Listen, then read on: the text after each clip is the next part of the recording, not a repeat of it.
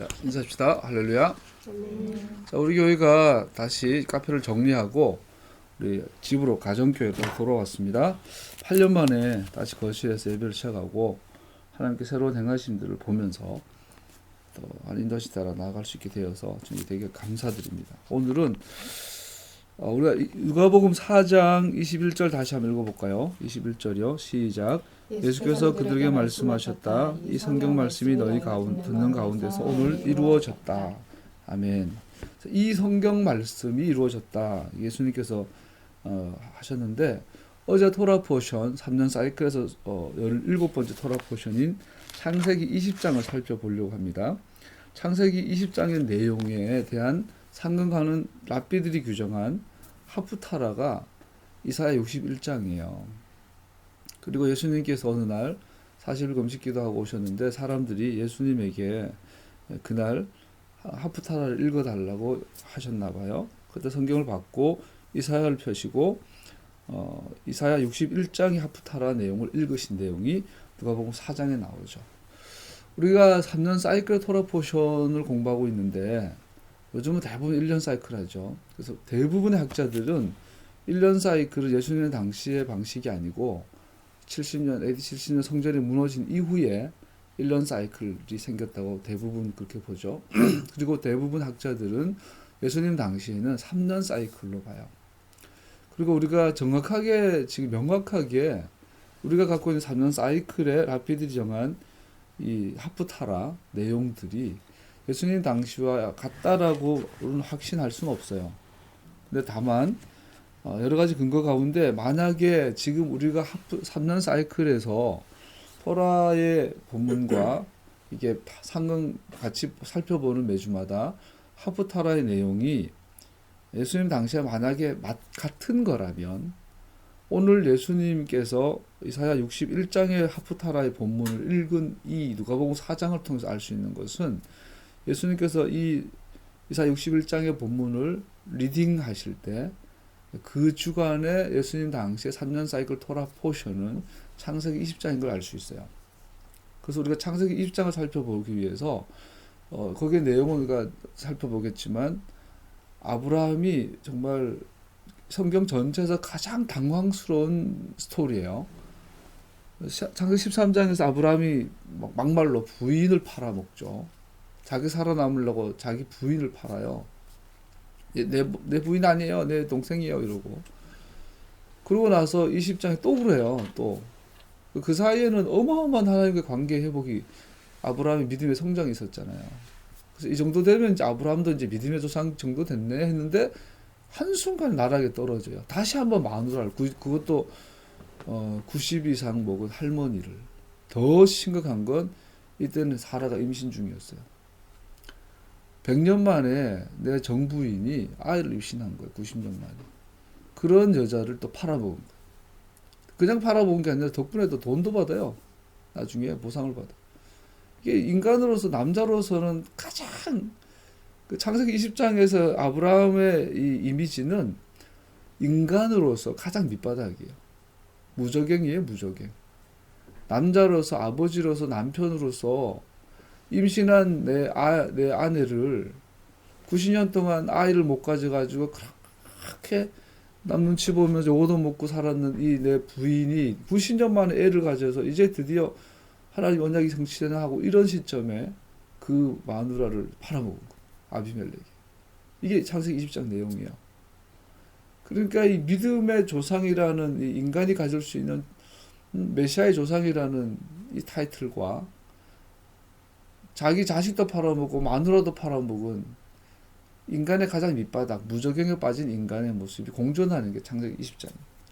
이 본문이 만약에 3년 사이클이 맞다면 예수님께서는 지금 아브라함의 이 하늘과 땅만큼의 차이 나는 이 아브라함의 이 믿음에 대해서 말씀하시면서 이 창세기 20장에 주시는 토라 포션의 한 가지 분명한 주제를 설명하고 있는 것이 바로 이 성경 말씀 이사야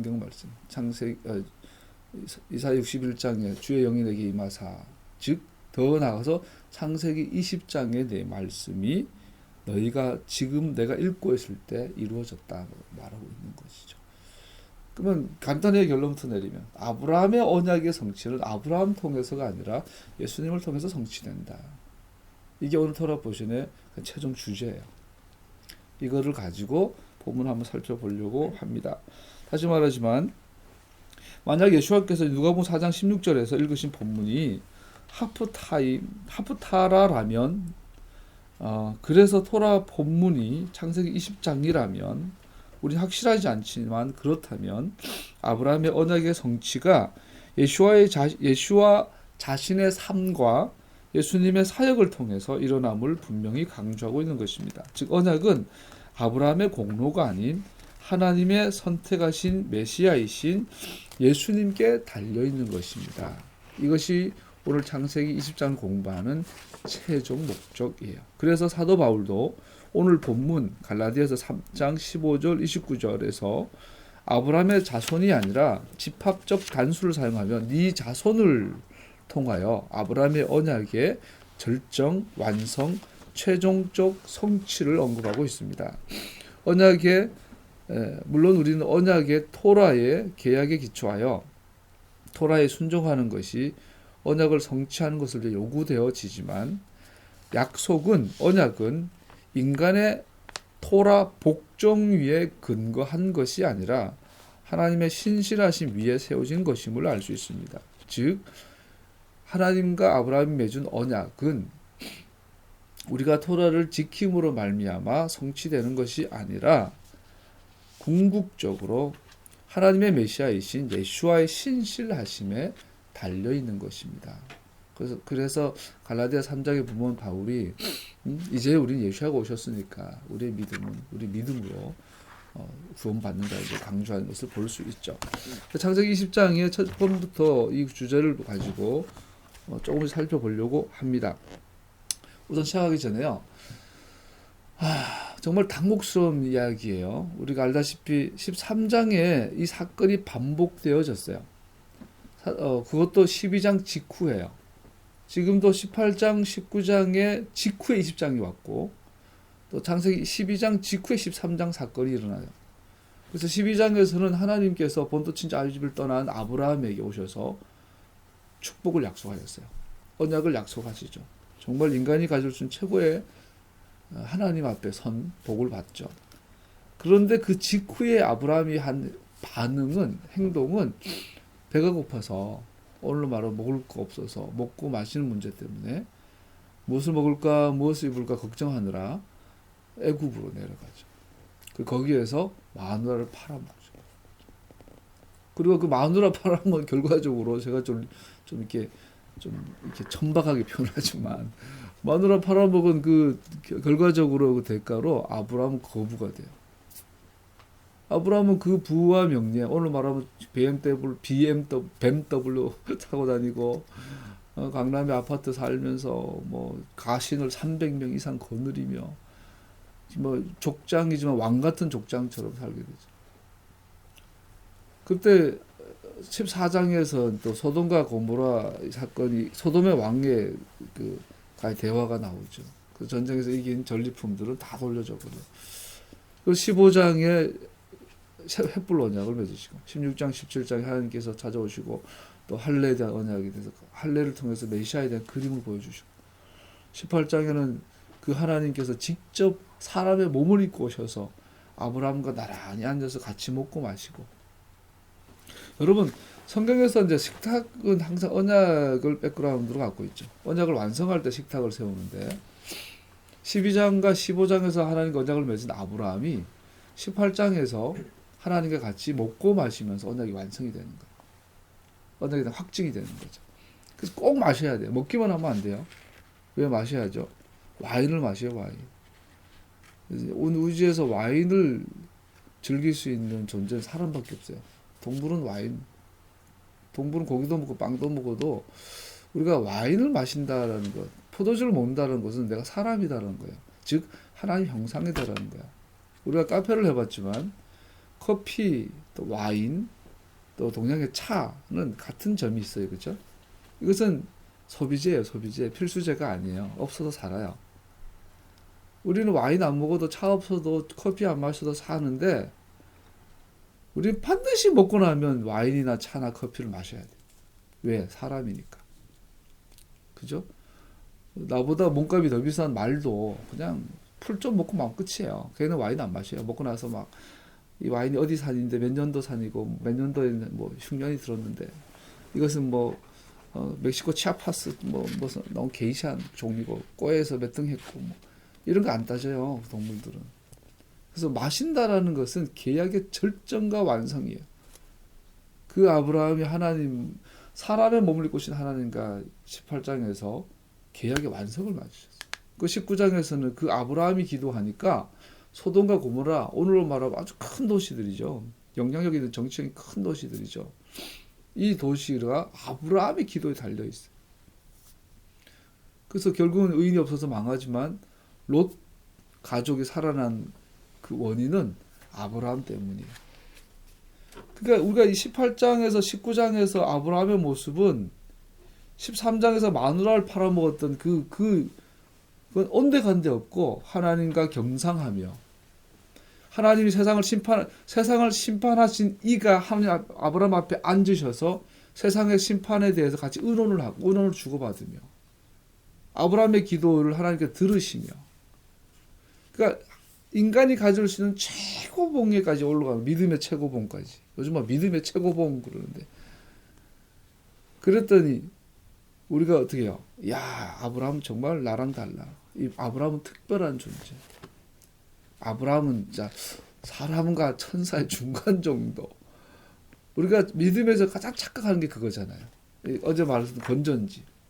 하나님 나 좀 도와주세요. 내게 믿음을 주십시오. 하나님 나에게 힘을 주시면 내게 할 수 있습니다. 주님께서 나에게 돕는 자 하십니다. 돕다라고 말할 때 내가 내한테 5% 10%는 있으니까 나머지 90%를 채워주시면 할 수 있습니다. 이걸 하는 거예요. 그러나 믿음이라는 것은 자라나지 않아요, 여러분. 믿음은 자라나는 게 아니에요. 믿음은 있고 없고예요. 내 믿음이 5%는 있으니까 하나님이 90%만 도와주시면 제가 할 수 있어요. 이거 아니라는 거예요. 우리는 13장에서 무너졌던 아브라함의 믿음이 19장에서 18장 19장에서 이렇게 자라난 걸로 믿어요. 그럼 아브라함은 예나 지금이나 믿음이 있고 없고지 크고 적은 게 아니란 말이에요. 그래서 우리는 아브라함은 그 20장에서 그 직후에 뭐가 돼요? 가장 나락에 떨어져요. 아까 13장에서 자기 목숨 연명하느라고 마누라 팔아먹었는데 이번엔 자식도 팔아먹어요. 임신한 마누라를 팔아먹었으니까. 더 떨어져. 그래서 우리 착각하면 안 돼요. 우리가 연단 받고 기도 많이 하고 성경 공부하고 토라 지키고 뭐 샤밧 지키고 뭐 절기 지키고 막 금식하고 하나님께 충성 헌신하고 봉사하고 목회 오래 하고 뭐 선교사 나갔다 오고 뭐 남들은 놀러 다닐 때 나는 교회에서 예배드리고 그런다고 믿음이 자라는 게 아니에요. 믿음은 있고 없고지 크고 작지 않아요. 아브라함은 그 순간에 믿음이 있었고 순간에 없었던 걸 볼 수 있어요. 그것을 가지고 다른 말로 말하면 은혜예요. 은혜. 하나님은 영원히 존재하세요. 없었던 적이 없어요. 근데 우리는 없었던 적이 있어요. 즉 나의 나 된 것은 전부 주님의 은혜예요. 나는 1%의 있음이 없어요. 그래서 나의 나 된 것은 100% 주님의 은혜예요. 그 은혜를 의지하는 게 믿음이에요. 믿음. 그래서 할례도 그렇죠. 횃불 언약도 그렇죠. 모든 게 아브라함한테 하나님의 은혜를 이야기하고 있어요. 아브라함아 내가 너를 선택했다. 이 약속은 내가 지킨다. 예수님께서 세상에 서서 오늘 이 말씀이 너희에게 이루어졌다. 그건 내가 이룬다. 아브라함이 아니라 말하고 계신 것이죠. 이름을 바꾸고 언약을 재확인하고 심지어 초자연적 아들을 주심의 약속을 받은 직후에 하나님의 말씀을 기꺼이 명확하게 신뢰하지 않음을 아브라함은 보여줍니다. 약속의 씨를 시험에 빠뜨리게 했습니다. 입장에서 그는 여전히 약한 하나님보다 자신을 의지하는 자였습니다. 하나님의 은혜를 저장하는 것은 우리의 충실함, 우리의 신실함이 아닙니다. 우리의 믿음, 우리의 신실함은 함을 지키는 것이 하나님의 은혜입니다. 우리가 하나님의 은혜는 저장되고 믿음은 축적돼서 이렇게 자라나는 것이 아니라 우리의 믿음과 충실함을 지키는 것이 하나님의 은혜입니다. 아브라함이 아니라 예수님께서 언약을 성취하십니다. 이것이 은혜입니다. 그래서 토라를 공부하면 우리가 스티메그 목사님의 책을 가지고 계속 공부를 하고 있는데 너무 감사해요. 많은 분들이 토라 공부하는데 살펴보면 너무나 이게 하나님의 십자가에 대해서 희미해져요. 토라 공부하는 사람들이. 십자가는 하나님의 은혜에서. 제 생각이 그런 것 같아요. 그런데 우리가 이런 교재들, 스티메그 목사님의 교재를 갖고 사용하면서 정말 은혜에 대해서, 십자가에 대해서, 하나님 희생, 예수님 희생에 대해서 반듯하게 알아가는 것 같아요. 자, 본문을 좀 더 넘어가 보죠. 11장 읽어볼까요? 20장, 창세기 20장 11절에 보면 아브라함이 대답하였다. 이곳에서는 사람들이 아무도 하나님을 두려워하지 않으니까 나의 아내를 빼앗으려고 할 때에는 사람들이 나를 죽일 것이라고 생각하였습니다. 자, 아브라함은 나그네가 되었어요. 나그네로서 자기 자신을 지킬 힘이 없는 아브라함이 거짓말을 의지하기 시작하죠. 자기 스스로 거짓말했음을 고발하고 있는 걸 알 수 있어요. 11장의 진술은 아브라함이 스스로 말해요. 이 땅에 하나님이 두려움이 없어서 내가 거짓말했다. 이것은 아브라함 스스로가 나는 믿음 없습니다 라고 고백하고 있는 것과 마찬가지죠. 자, 우리는 말이죠. 이복 동생, 그러니까 아브라함의 여동생이에요. 사라는. 아버지는 같은데 엄마만 달라요. 그러니까 근친상간이죠. 우리가 근친상간을 성경이 정당화시킨 건 아니에요. 아브라함은 토라가 명문화되어서 구체적으로 주어지기 전이에요. 그리고 토라가 주어진 이후에는 근친상간은 엄격히 금하고 있죠. 그래서 우리가 다윗의 아들 다말과 다윗의 아들 암논과 다말이 이제 자기 여동생을 범하죠. 이것은 토라를 어기는 것이에요. 그래서 아브라함은 아직 토라가 주어지기 전이기 때문에 일반 문화적인 핵을 볼 수 있죠. 어쨌든 자기 부인이 아닌 건 아니지만 자기 여동생인 건 맞아요. 그래서 반은 진리였죠. 그러나 전체적으로 새빨간 거짓말이죠. 내 부인이 아니라는 것이 죽이기 때문에. 이것은 아브라함 스스로가 자기 믿음 없을 고백하게 되며 이 사건은 아브라함 언약의 근본적인 특징을 보여줍니다. 즉 하나님의 언약은 아브라함의 언약은 11절에 보면 아까 읽은 것처럼 이 땅은 하나님을 두려움이 없어서 내가 거짓말했습니다. 이건 스스로 나는 믿음 없습니다 라고 말하고 있어요. 이거를 통해서 알 수 있는 건 이 창세기 20장에 통해서 아브라함의 언약의 근본적인 특징은 하나님이 신실하심에 달려있지 아브라함의 믿음에 이 언약이 성취됨이 달려있지 않다라는 것이지요. 이는 아브라함의 믿음이 부족이 괜찮다거나 그의 약한 모습 우리에게 모델이 된다는 것도 아닙니다. 하나님이 아브라함에게 주신 약속, 즉 구속의 전체적인 이야기는 하나님의 구원과 능력에 달려있다는 것을 오늘 본문은 보여줍니다. 이 창세기 기자가 모세가 하나님 성령으로 받으셨을 때 아주 냉정해요. 아브라함에 대해서. 20장 이후에 아브라함은 자꾸 역사 가운데 사라져요. 아브라함 대단하고 이삭 야곱 대단해 보이지만 성경 전체에서 이 사람들은 그냥 단막극에 그냥 나오는 하나의 단편 배우들이에요. 주인공은 하나님이세요. 그래서 아브라함이 믿음의 조상 그러지만 아브라함의 언약은 하나님께 달려있지 아브라함에 달려있지 않다는 걸 보여주는 귀에서 20장에 아브라함의 말년을 표현하면서 그냥 너무나 바닥까지 아브라함의 실존에 대해서 말해버리는 것이지요. 그러면서 동시에 하나님께서 20장에서는 이런 데 선지자라 그러잖아요. 저가 기도하지 않으면 넌 살 수 없다. 그래서 하나님께서 이 창세기 20장에서 말한 것처럼 아브라함의 두 가지 이미지. 인간이 빠질 수 있는 가장 추악한 모습. 자기 목숨을 연명하기 위해서 마누라 팔아먹고 자식 팔아먹고. 또 반대로 이 사람이 기도하면 하나님이 그 사람을 구원해 준 하나님의 중보자로 중보기도자로 세우신 하나님의 선지자라. 이 두 가지가 아브라함의 이미지의 핵심이에요. 그래서 결국은 하나님의 은혜라 이렇게 할 수 있죠. 3절 한번 읽어볼까요? 20장 3절이요. 시작. 그런데 그날 밤에 하나님이 꿈에 이르되 말씀하셨다. 네가 이 여자를 데려왔으니 너는 곧 죽는다. 여기서 보면 이 여자는 너는 곧 죽는다. 이거 경고로 이해하지만 경고가 아니에요. 이건 사형 선언이에요. 아비멜렉은 지금 하늘의 법정에서 유죄 선언되었고 사형이 확정된 진술을 말하고 있어요. 그 이유는 토라에 의하면, 토라는 하나의 법정의 하나님의 그 법이죠. 결혼한 여자를 취하는 것은 다른 남자에게서 그 여자를 뺏는 것이에요. 이것은 십계명을 어기는 것이고 이것은 도둑질에 해당이 돼요. 이것을 깨뜨리는 시도, 타인의 결혼 생활을 깨뜨리는 시도는 하나님의 의의 법정에서 하나님을 향한 도전이 돼요. 이것은 유죄 선언되는 거죠. 경고가 아니에요. 아비멜렉을 향하여서는.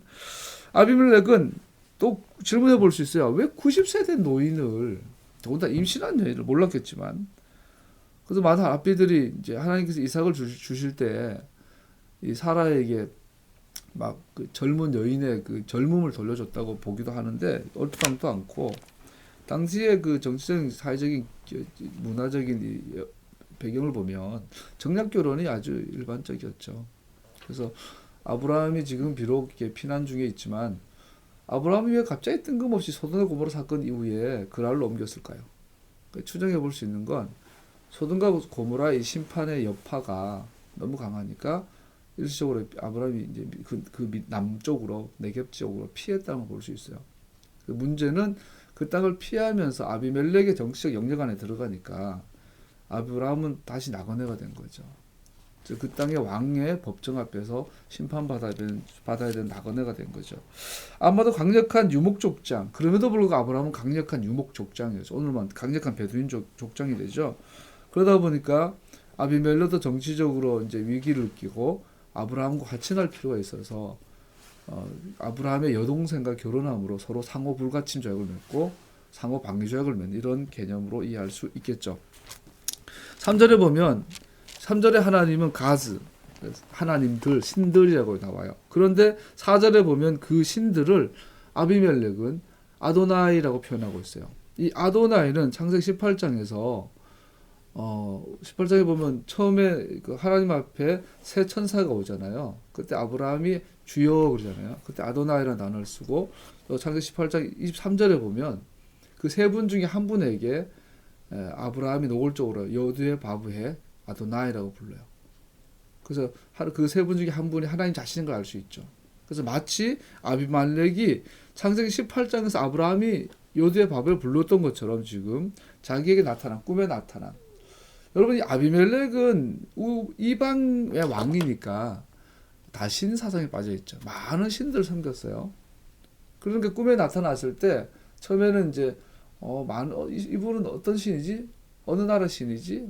뭘 관장하는 신이지? 이렇게 받아들였다가 이제 하나님을 인식하게 됐나 봐요. 그래서 어떻게 표현하냐면 아도나이라고 표현했다고 이해할 수 있겠죠. 아비멜렉은 자신의 선악을 기준을, 자신의 문화를 가지고 자기의 정당함을 호소하죠. 하나님, 아도나이 주님, 나는 죄가 없습니다. 우리 문화에 의하면 여동생을 내가 첩으로 두는 것은 괜찮은 거라고. 그러니까 하나님의 법정과 아비멜렉의 법정이 지금 서로 마주하게 된 거죠. 그러나 하나님은 중심보다 그 사람의 마음을 보게 되시죠. 6절에 보면 6절 읽어볼까요? 시작. 꿈에도 그에게 말씀하셨다. 그렇다면 네가 깨끗한 마음으로 이렇게 한 줄을 잘한다. 그러므로 내가 너를 지켜서 내가 나에게 죄를 짓지 못하도록 할 것이다. 아비멜렉이 자기의 정당성을 주장하죠. 하나님, 주님, 내 나라에서 이거는 문제가 되고 불법이 아닙니다. 나는 저 여인이 결혼한 여인인 줄 몰랐습니다. 하나님께서 그래, 그거 맞지만 6절에 보면 인정하는 것 같죠. 그런 사실은 조롱하는 거죠. 너의 기준과 너의 법정에서는 그것이 무죄이지만 이 사건이 나의 법정에서는 유죄고 사형이다. 그래서 6절에 보면 조롱하듯이 말씀하는 거예요. 번역은 이렇게 했지만 조롱하듯이, 그렇다. 나는 네가 깨끗한 마음으로 이렇게 하는 줄 안다. 여러분, 이건 조롱하는 말이에요. 즉, 야, 네 입장에서 너의 나라에서 너의 법정에서 너의 문화에서 네가 행동이 정당하지만 하다. 그래, 정당해. 그러나 나의 법정에서 너는 사형이야. 조롱하고 있는 그런 표현인 걸 볼 수 있죠. 왜냐 말했지만 아비멜렉의 죄는 두 가지예요. 첫 번째, 도둑질이에요. 결혼은 샤밧과 같이 창조에 있어서 중립이 없는 영역이에요. 자, 하나님의 법정에서 결혼이라는 주제는 더 이상 중립이 없어요. 한 남자와 한 여자가 결혼하면 죽을 때까지 다른 여자를 보면 안 돼요. 그 남자와 그 여자 사이는 어느 누구도 못 들어가요. 이것이 절대적인 아주 폐쇄적인 법이 결혼에 대한 법이에요. 이것은 마치 샤밧과 같아요. 샤밧은 절대로 옮길 수가 없어요. 뭐 예수님께서 일요일날 부활했으니까 이제는 일요일이 기독교의 샤밧이라고 그러는데 예수님께서 일요일날 부활하지도 않으셨고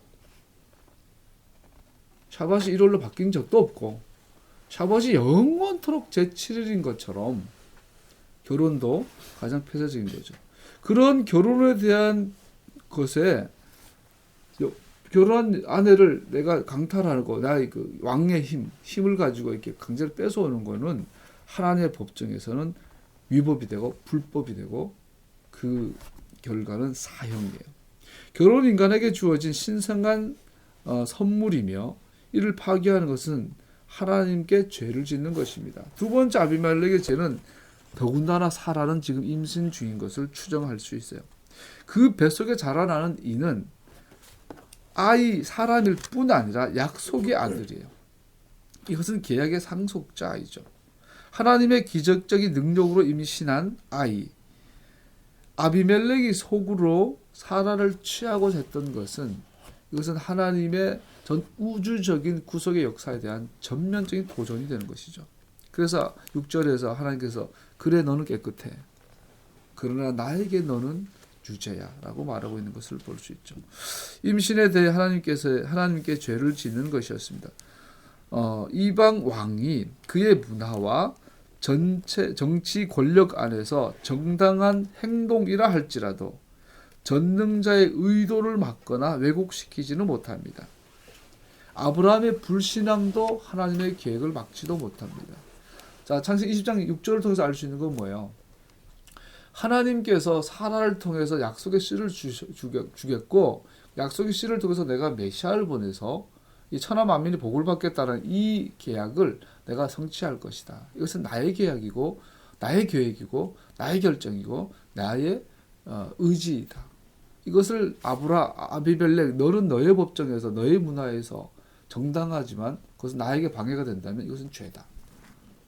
그리고 아브라함 노조차도 믿지 못하고 불신앙하고 네 방법을 인간의 방법을 이용한 건다 할지라도 나의 계획을 너는 막을 수 없다라는 걸 말하고 있는 거예요.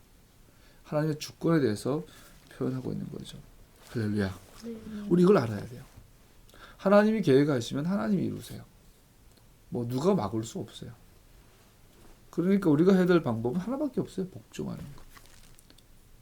하나님께서 계획하신 것은 하나님의 능력으로 하나님이 하시는 것. 그것이 은혜예요. 그것이 신실하심이에요. 했어야 돼요. 그것을 의지하는 게 우리의 믿음이에요. 하나님 도와주세요라는 말을 착각하면 안 돼요. 내가 열심히 할 테니까 살짝 밀어만 주세요. 이것이 아니죠. 하나님 도와주세요라는 말은 하나님께서 하나님의 일을 이루세요. 나의 의는 걸레와 같아요. 아브라함에게 보여준 거. 아브라함은 심지어 자기 자식을 여러분 상상을 해보세요. 만약에 아비멜렉이 정말 사라를 취해버렸습니다. 그날 밤. 그럼 이 사람은 어떻게 되는 거예요? 하나님의 계획은 어떻게 되는 거예요? 이 성경에 나오는 지금 창세기 20장에 나오는 아브라함의 죄는 불신앙은 마치 예수님을 죽이려고 했던 가룟유다와 같은 거예요. 용서할 수 없는 죄. 그러니까 아브라함이 믿음의 조상이다 하지만 동시에 아브라함은 언약의 원흉이 될 수도 있어요. 그래서 오늘 본문의 마지막에 또 그럼에도 불구하고 하나님께서 아브라함을 뭐라고 말하냐면 저는 나의 선지자라. 저가 널 위해서 기도해 주지 않으면 너는 죽을 거다. 이것은 굉장을 말하고 있어요. 즉 구원받은 하나님의 백성은 반드시 아브라함을 통해서 와야 된다고 말하고 있어요. 아브라함을 통하지 않고 내게 오는 자는 구원 못 받는다라는 거예요. 그러니까 이 아브라함을 통해서라고 말할 때 이것은 아브라함이 아닌 걸 알 수 있죠. 아브라함은 바람의 쓰레기였잖아요. 마누라 팔아먹는 양아치였잖아요. 그런데 아브라함을 통해서만 내게 와야 구원받는다는 거예요. 이 아브라함에 대한 이야기는 아까 누가복음 4장에서 예수님이 말하잖아요. 그것은 아브라함이 아니라 아브라함의 언약의 성취는 오직 메시아이신 예수를 통해서만 된다는 것에 대한 이야기인 것을 볼 수 있죠. 이걸 가지고 우리 오직 은혜라고 그래요. 오직 은혜. 그래서 오직 믿음으로만 구원받는 거예요. 우리는. 할렐루야. 토라를 지켜서 구원받는 게 아니에요. 오직 은혜로 구원받죠. 오직 은혜로 구원받고 났더니 토라 외에 내 마음을 채우는 게 없어. 예수님이 나의 언약의 완성자인 걸 알고 봤더니, 그분 안에 천하 만민이 복을 받고 내가 구원받는 걸 알고 봤더니 토라 외에, 요즘 이제 감사 제가 참 8년 정도 지나가면서 내 마음에 근본적인 걸 회복하고 있어요.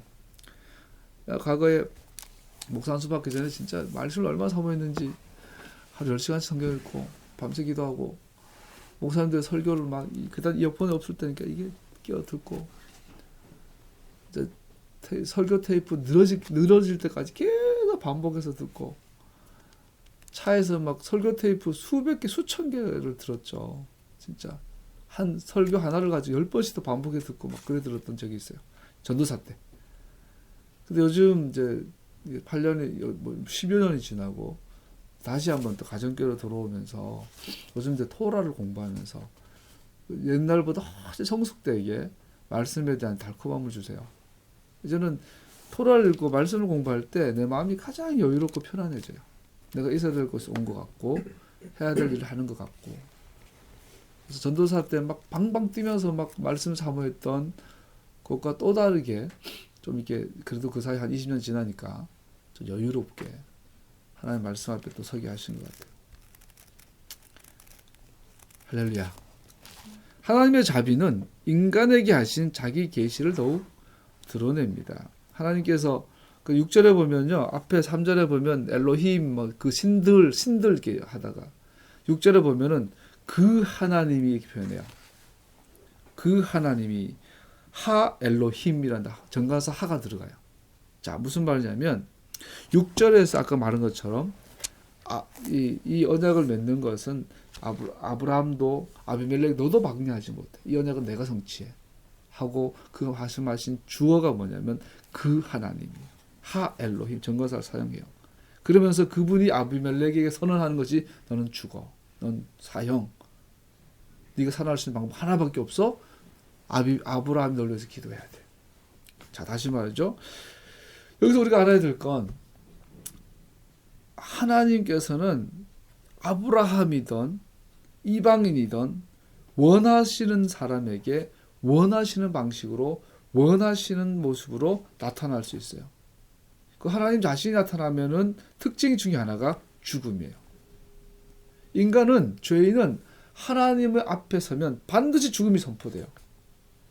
그래서 자기 실존을 경험해요. 이것이 잘 나타나는 게 누가복음인가 보면 베드로가 밤새도 고기 낚잖아요. 고기 잡잖아요. 못 잡아요. 그래서 새벽에 이제 이렇게 해도 안 되고 저렇게도 안 되는데, 새벽에 세상에 그 유대인들에게 있어서 명예와 수치는 생명과 같다 그러잖아요. 어부에게 있어서 고기를 잘 잡는 것은 명예예요. 평생 어부가 뼛속같이 어부가 나사렛 산골에 살던 목수, 아들의 목수. 아버지가 목수면 아들도 목수. 아버지가 어부면 아들도 어부예요, 유대인들은. 그러니까 베드로가 선주고 어부란 말은 그 집안은 대대로 어부야. 예수님은 대대로 목수야.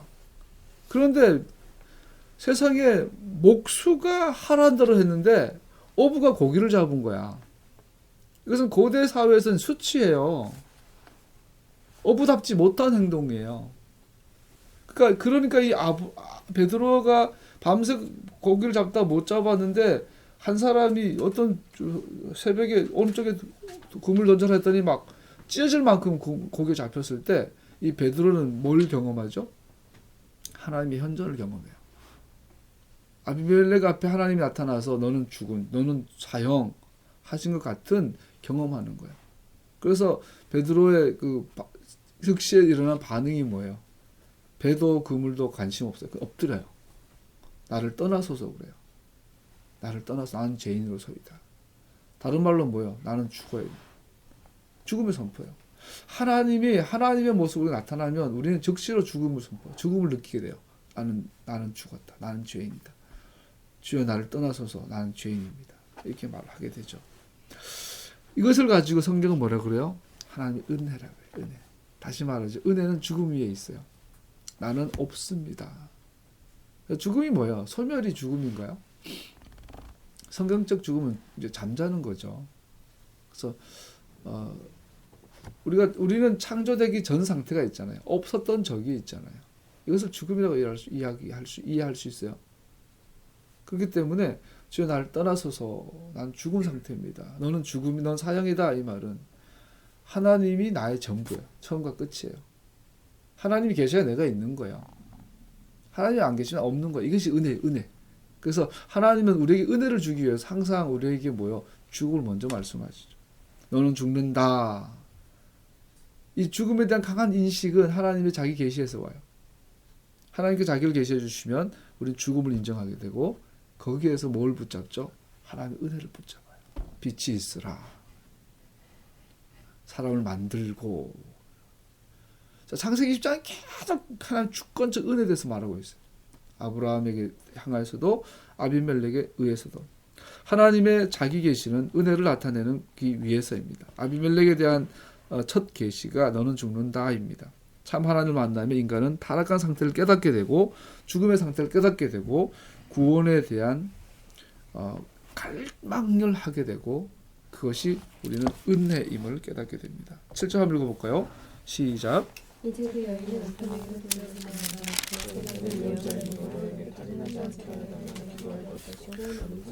자, 6절에서 아비멜렉은 죽음을 인식하게 돼요. 살아나기 위해서 뭘 잡아야 돼요? 하나님의 은혜를 잡아야 돼요. 그랬더니 그 구원의 방법에 대해서 하나님께서 말씀해 주시는데 뭐죠? 아브라함이 너를 위해 기도해 줘야 된다. 저는 나의 선지자다. 예언자다. 자, 사형 선고받은 아비멜렉이 구원받을 수 있는 방법은 하나님의 선지자 아브라함의 중보 기도에 달려 있습니다. 여기서 통해서 우리가 가장 중요한 걸 알 수 있어요. 구원은 이방인에게도 유대인에게도 아브라함의 언약을 통해서만 옵니다. 오직 아담의 자녀인 자는 죽음을 벗어날 수 없습니다. 생명은 아브라함의 자녀에게만 주어졌습니다. 하나님의 친구된 아브라함, 그를 통해서만 계약의 멤버가 일원이 될 수 있습니다. 이것을 사도 바울은 아브라함을 아버지라 부르는 자만 구원의 약속에 안전하다라고 로마서 4장에서 언급하고 있습니다. 히브리서 기자도 히브리서 12장 2장 16절에서도 같은 표현을 하고 있죠. 이런 까닭이 이 약속을 믿음에 근거한 것입니다. 로마서 4장 하나님께서 아브라함에게 이 약속을 은혜로 주셔서 이것을 그의 모든 후손에게도 곧 율법으로 사는 사람들에게만 아니라 아브라함이 지닌 믿음으로 사는 사람에게도 보장하시는 것입니다. 아브라함 우리 모두의 조상입니다. 히브리서 기자는요, 사실 주님께서는 천사들 도와주신 것이 아니라 아브라함의 자손들을 도와주십니다. 그 구원은 아브라함 안에만 있습니다. 아담의 씨가 아니라 아브라함의 언약의 일원으로 정체성을 가진 자에게만 구원이 있습니다. 할렐루야. 자, 나머지는 많이 빨리빨리 넘어가고 하죠. 결론을 내리죠. 인간의 믿음의 부족함에도 불구하고 계약에 충실하신 하나님의 이야기가 창세기 20장 토라 포션의 주제입니다. 즉, 이 이야기의 주어도 하나님이십니다. 하나님의 약속은 계속되며 그의 의지로 성취되어집니다. 우리가 하나님의 뜻을 따라 살든지 아니 살든지 우리의 환경에서 믿음을 실천하든지 않든지 하나님은 당신의 계획을 성취하십니다. 주께서 우리의 믿음을 더욱 강하게 해주시기를 빕니다. 할렐루야. 말씀 마무리하죠. 오늘 하프타라가 이사 61장 1절에서 10절까지예요. 이 내용은 철저히 하나님의 주권에 대한 내용이에요. 이스라엘 회복을 위해서 이야기하면서 이것은 하나님의 손으로 되어지는 것이고 외국인들이 돌아오는 이것도 하나님이 하시는 것이에요. 아브라함과 맺은 언약은 전능자의 손에 의해서만 가능하고 그리고 이 언약은 영원한 효력이 있다라는 것을 나타내는 것이 이사야 61장의 내용이죠. 그리고 우리가 살펴본 것처럼 누가복음 4장에서 예수님께서 이 61장을 언급하면서 오늘날 이 성경이 내 귀에 성취되었다라고 선언하세요. 예수님 그래서 아브라함의 언약의 성취가 아브라함을 통해서나 사람을 통해서가 아니라 예수님 자신의 삶과 사역을 통해 일어나는 것을 분명하게 강조하고 계신 것을 볼 수 있습니다. 할렐루야. 우리가 그러므로 우리에게 희망이 있어요. 우리 믿음으로 살아갈 희망이 있어요. 살다가 뭐 자기 자신의 이 약한 모습, 자꾸 넘어진 걸 바라보면서 절대 절망하지 마세요. 하나님께서 기대하지도 않아요, 우리한테. 우리는 믿음이 있고 없고 오직 믿음으로 서길 바래요. 그래서 하나님의 은혜로 구원받고 은혜로 주님의 토라의 삶을 살기를 예수님의 이름으로 축복합니다. 기도하겠습니다.